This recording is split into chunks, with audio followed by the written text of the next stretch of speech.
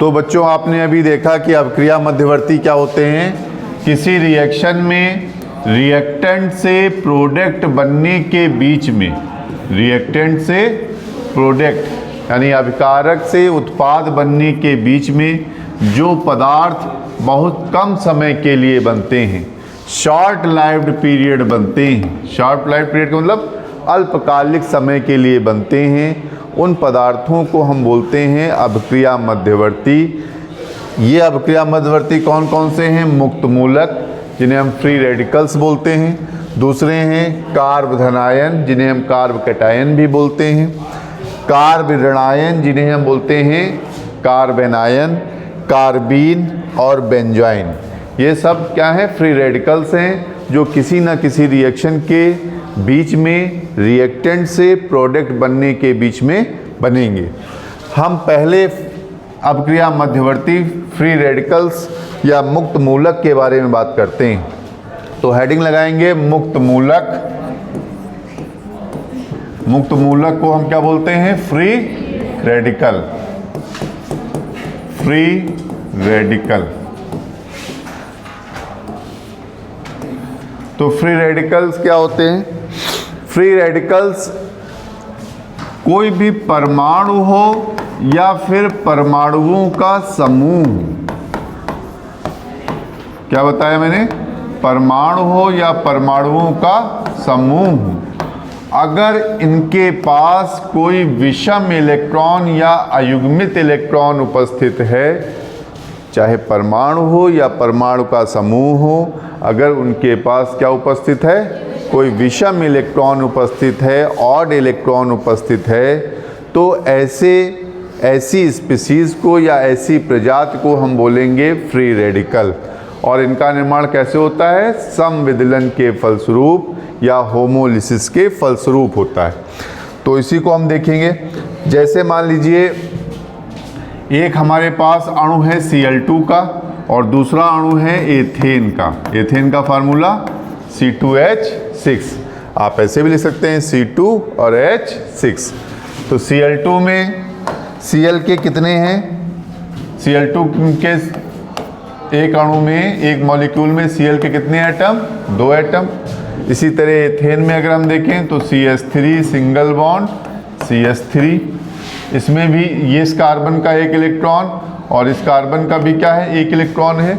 Cl2 में इस Cl का एक इलेक्ट्रॉन और इस Cl का क्या है? एक इलेक्ट्रॉन है।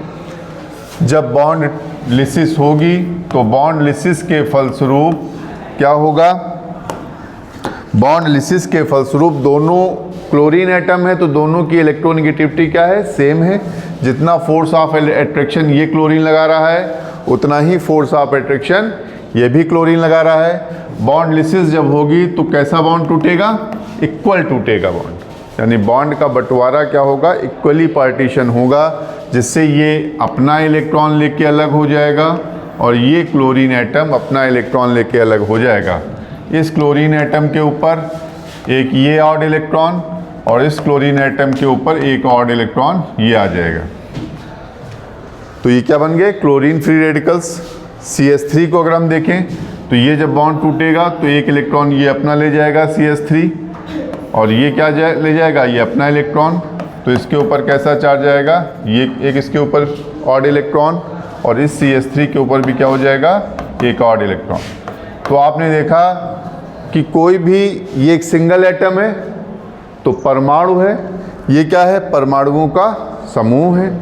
तो परमाणु हो या परमाणुओं का समूह हो, अगर उनके ऊपर ऑड इलेक्ट्रॉन या विषम इलेक्ट्रॉन उपस्थित है तो उसे हम क्या बोलेंगे?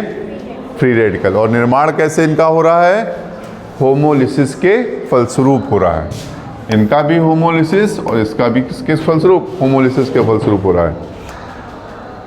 अब चूंकि इनके पास एक ऑड इलेक्ट्रॉन है तो ऑड इलेक्ट्रॉन होने के कारण ये कैसे होते हैं? चुंबकीय की प्रतिचुंबकीय, प्रतिचुंबकीय की अनुचुंबकीय। कैसे होंगे? अनुचुंबकीय होंगे। प्रतिचुंबकीय होते तो इनके पास इलेक्ट्रॉन कैसे होते? सभी युग्मित होते। चूंकि अयुग्मित इलेक्ट्रॉन उपस्थित है तो इनका मैग्नेटिक नेचर कैसा होगा? अनुचुंबकीय होगा। आप कह सकते हैं इंग्लिश में अनचुंबकी को क्या बोलते हैं, पैरामैग्नेटिक नेचर होगा।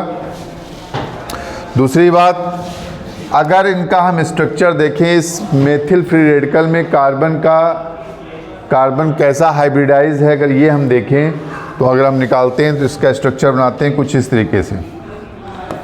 ये कार्बन हो गया, इससे कितने एच जुड़े हुए हैं, 3 एच जुड़े हुए हैं, और ये एक ऑड इलेक्ट्रॉन है। ये कार्बन मेथिल फ्री रेडिकल का हमने स्ट्रक्चर बनाया है, जिसमें कार्बन के साथ कितने एच जुड़े हैं, 3 एच जुड़े हुए हैं और एक ऑड इलेक्ट्रॉन है। तो ये जो बॉन्डिंग है, ये कैसी बॉन्डिंग है, सिग्मा बॉन्डिंग। कैसी बॉन्डिंग है, सिग्मा बॉन्डिंग। ये भी बॉन्डिंग कैसी है, सिग्मा बॉन्डिंग, चूँकि सिंगल बॉन्डिंग है। ये भी बॉन्डिंग कैसी है, सिग्मा बॉन्डिंग। तो टोटल सिग्मा बॉन्ड, अगर हमें जेड की वैल्यू निकालनी है, संकरण निकालना है, तो सिग्मा बॉन्ड कितने हो गए, 3 सिग्मा बॉन्ड हो गए। लोन पेयर कितने हैं, लोन पेयर एक भी नहीं है, क्योंकि ये एक ऑड इलेक्ट्रॉन है, तो लोन पेयर की वैल्यू हो गई 0। तो जेड की जो एक्चुअल वैल्यू आएगी वो कितनी आएगी, 3 आएगी। और आप जानते हैं जब जेड की वैल्यू 2 होती है तो हाइब्रिडाइजेशन होता है sp, जेड की वैल्यू 3 होती है तो हाइब्रिडाइजेशन होता है sp2। तो इसमें हाइब्रिडाइजेशन कैसा होगा, sp2। तो जो फ्री रेडिकल ये आपका है, इस फ्री रेडिकल का हाइब्रिडाइजेशन कार्बन का कैसा है, sp2। और sp2 हाइब्रिडाइजेशन की वजह से इसका जो शेप होगा या ज्योमेट्री होगी वो कैसी होगी, त्रिकोणीय समतली होगी। कैसी होगी, त्रिकोणीय समतली का मतलब ट्राइगोनल प्लेनर। तो आकृति कैसी होगी, त्रिकोणीय समतली। एंगल जो बनता है कितने डिग्री का बनता है, एंगल कितने का बनेगा, 120 का एंगल बनेगा। एंगल जो बनेगा वो 120 का बनेगा। बहुत, चूंकि एक ही इलेक्ट्रॉन है, एक ऑड इलेक्ट्रॉन है, तो इनको इलेक्ट्रॉन की बहुत ज़्यादा आवश्यकता होती है, अर्थात दूसरे किसी भी फ्री रेडिकल के साथ ये आसानी से संयोग कर लेते हैं, इसलिए बहुत ज़्यादा क्या होते हैं, क्रियाशील होते हैं। क्या होते हैं, फ्री रेडिकल बहुत ज़्यादा क्रियाशील होते हैं।